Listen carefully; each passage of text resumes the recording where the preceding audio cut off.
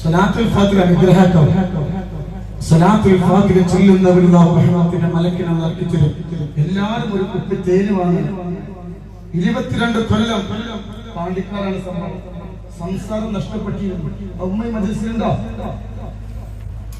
22 കൊല്ലം സംസാര ശിക്ഷ നഷ്ടപ്പെട്ടിരുന്നു. തിരിച്ചു കിട്ടി. വൈക്കത്തുന്ന സഹോദരൻ ഒരുപാട് വൈക്കത്തുന്ന സഹോദരൻ 11 കൊല്ലം പ്രായം വെച്ചെടുക്കണേ മക്കളുടെ 11 കൊല്ലം 11 മകസ് നീക്കി വെച്ചു.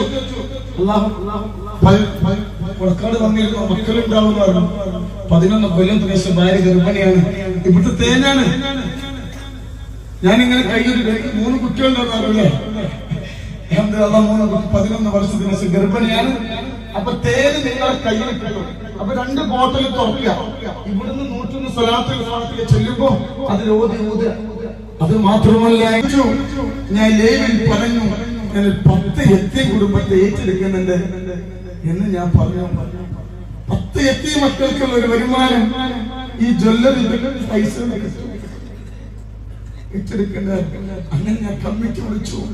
എന്റെ വീടിന്റെ ഉമ്മറം നിറഞ്ഞു കവിഞ്ഞു. എന്റെ വീടിന്റെ ഉമ്മറം ഒരാളൊരു കമ്മിറ്റി വിളിച്ചാൽ ഏകദേശം 10-50 ആളെ പങ്കെടുക്കുള്ളൂ.